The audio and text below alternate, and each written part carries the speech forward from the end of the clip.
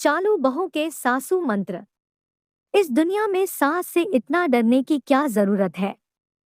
आखिरकार वे भी तो कभी बहू थी और बहू को भी देरसवेर सास तो बनना ही है। लेकिन ससुराल में अपना वर्चस्व कायम करना है तो सास को पटाना जरूरी है।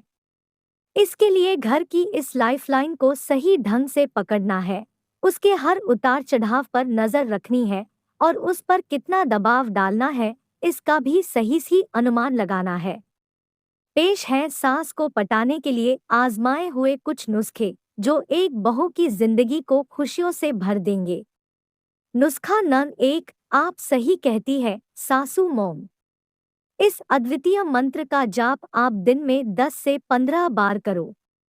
वे अगर दिन को रात कहें तो रात कहो, पर ध्यान रखो कि सास भी कभी बहू थी। नुस्खा नंबर 2, चाणक्य नीति। सास का मूड देखकर बात करो। अगर उनका मूड अच्छा है तो माने जाने की संभावना से अपने मन की बात कही जा सकती है। अगर वे मना कर दे तो तुरंत पलट जाओ, हाँ मम्मी जी, मैं भी यही सोच रही थी। नुस्खा नंबर 3, भोली सूरत चालाक मूरत। सबसे पहले इसमें आपको करना यह है कि अपने आप को ऐसा दिखाना है कि जैसे आपको कुछ आता ही नहीं है, सही गलत की समझ ही नहीं है, एकदम भोंदू है आप। ऐसे लोगों को सिखाने में सिखाने वालों को बड़ा मजा आता है। यह तो सीखने वाला ही जानता है कि उसने कितने घाट का पानी पिया है। सास अगर घर की प्रधानमंत्री है तो रहने दो, आप बस प्रेसिडेंट वाली कुर्सी पर नजर रखो। इस बात को एक उदाहरण से समझे। सुबह जल्दी उठने के बजाय अपने टाइम पर उठो और जल्दी जल्दी पल्लू संभालते हुए सासू मॉम के पास जाकर ऐसे दिखाओ कि आप तो जल्दी उठना चाहती थी पर आपका दिल आपका साथ नहीं देता, बस दगा ही देता है। देखो माँ, अलार्म ही नहीं बजा, मोबाइल की बैटरी भी आज ही डाउन होनी थी। इस वाक्य को अच्छे से कंठस्थ कर लो क्योंकि यह बहुत काम आएगा। सास को भला आजकल का स्मार्टफोन चलाना कहाँ आता है। एक हफ्ता ऐसे ही बहाने बना लो और जरूरत पड़े तो नेट पर बहाने सर्च कर लो। एक हफ्ते बाद देखना सास टोकना बंद कर देंगी, फिर बहू का मोबाइल चार्जिंग के लिए लगाना शुरू कर देंगी। नुस्खा नंबर 4, बारीक निरीक्षण। इसमें आपको देखना है कि किस कैटेगरी की सास आपको मिली है, धार्मिक या मॉडर्न। धार्मिक है तो थोड़ी मुस्तैदी दिखाकर 2 से 4 भजन याद कर लो, गूगल है ना आपकी मदद के लिए।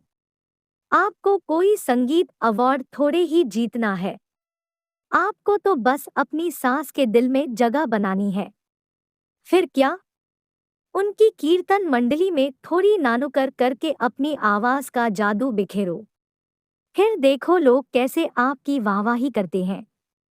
बहू के ऐसा करने पर सास का सीना तो गर्व से फूल जाता है। वे वारी वारी जाती है अपनी बहू पर आपको इसे अपने ऊपर हावी नहीं होने देना है।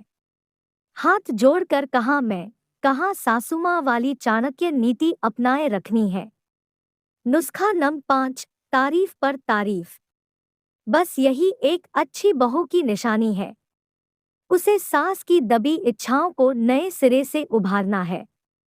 वे जो भी बनाए, जैसा भी बनाए, उनकी पाक कला पर उंगली उठाने की कोशिश नहीं करनी है, वरना बतौर इनाम आपको ही रसोई में पिसना पड़ेगा।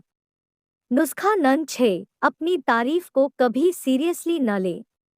आपके बनाए खाने की चाहे कितनी भी तारीफ हो उसे नजरअंदाज ही करें, वरना घर को एक परमानेंट कुक मिल जाएगा और घर के सभी सदस्य उसकी तारीफ करके उस शेफ बहू को रसोई में अपनी फरमाइशों में ही उलझाए रखेंगे।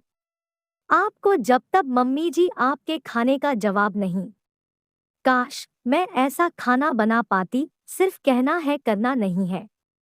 आप तो मेरी मम्मी से भी ज्यादा अच्छा खाना बनाती है। आपके यह कहने पर तो आपकी सांस फूल कर कुप्पा हो जाएंगी और आपको रसोई से छुट्टी मिल जाएगी। ऐसा होने पर अक्सर होता यही है कि सास का बस चले तो बहू को खिला खिला कर ही मार डाले।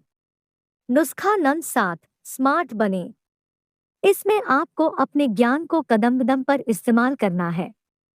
सारे ब्यूटी ट्रीटमेंट सास पर आजमाने हैं। कहीं जाने से पहले उनका फेशियल कर दें। उन्हें अच्छे से तैयार कर दें। सुंदर सा जूड़ा बना दें। इन सब कामों में तो हर बहू परफेक्ट होती ही है। नुस्खा नंबर 8, खर्चा करें। सास को बहू का उन पर खर्चा करना अच्छा लगता है। इसलिए मौकों पर अगर बहू सास को उपहार दे तो सास तो बहू पर वारी वारी जाएगी। नुस्खा नंबर 9, वाचाल बनो। वक्त देखकर सही बात करने का हुनर विकसित करो। ऑफिस में काम करती हो तो आराम से दोस्तों के साथ तफरीह करके आओ और घर में घुसते ही ऐसे दिखाओ जैसे ऑफिस से घर पहुंचकर पता नहीं कितनी बड़ी जंग जीत ली या कोई किला फतह कर लिया। रोनी सूरत और भोली मूरत दर्शाते हुए, इससे पहले कि कोई आप पर चढ़े आप शुरू हो जाएं, हाय राम आज फिर देर हो गई। सॉरी मम्मी जी ये ट्रैफिक भी ना, कोई साइड ही नहीं देता। अगर वह गाड़ी वाला थोड़ा रुक जाता तो क्या हो जाता उसका। आदि आदि। नुस्खा नंबर 10, गुरु घंटाल बनो। यानी बातें ज्यादा काम कम। एक बात को बार बार दोहराओगे तो वह भी सही लगने लगेगी। कुछ भी पकाओ तो पहले ही बोलना शुरू कर दो, मुझे पता है कि आज खाना स्वादिष्ट नहीं बना है। मम्मी जी सास तो बहुत टेस्टी खाना बनाती है। मैं जाने कब सीख पाऊंगी। शायद इस जन्म में तो नहीं। चेहरे पर ऐसे भाव लाओ कि सबकी दयादृष्टि आपकी झोली में ही गिरे। सास तो अपनी तारीफ सुनकर फूल कर कुप्पा हो जाएंगी और कहेंगी बेटा मैं तुझे सिखाऊंगी। बस यह मौका हाथ से नहीं जाने देना है। खुशी खुशी उनकी विद्यार्थी बन जाओ। रसोई में जाकर बस थोड़ा हाथ हिला दो और तारीफ खूब बटोर लो। अगर पति खाने में कोई कमी निकाले तो साफ मुकर जाओ यह बोलकर कि मम्मी ने बनाया है। अब बेचारे पति अपनी माँ से थोड़े ही कुछ कहेंगे। आप में से कई लोग सोचेंगे कि क्या ये नुस्खे काम आएंगे। जी हाँ, 100% काम आएंगे। यह बात और है कि सब बहुओं की किस्मत इतनी अच्छी नहीं होती कि उन्हें गाइड करने वाला मिल जाए। अंत में गुरु मंत्र, विपक्षी पार्टी को कमजोर समझने की भूल नहीं करनी है। अगर आपकी चालाकी पकड़ी जाए तो दांत दिखाकर हंसते हुए कहना है मम्मी जी मैं तो मजाक कर रही थी, मेरा वह मतलब नहीं था जो आप समझ आ रही हैं। पर देखो आपने मेरी चोरी पकड़ ली, आप महान है। आपने तो सीआईडी वालों को भी पीछे छोड़ दिया। आदि आदि। बस तारीफ पर तारीफ। डरने की क्या बात है सास से। ये नुस्खे जानकर कोई बहू नहीं डरती अपनी सास से। बस इतनी सी गुजारिश है बहुओं आपसे कि इन्हें अपनी सासों से छिपा कर रखना, वरना कुछ भी हो सकता है।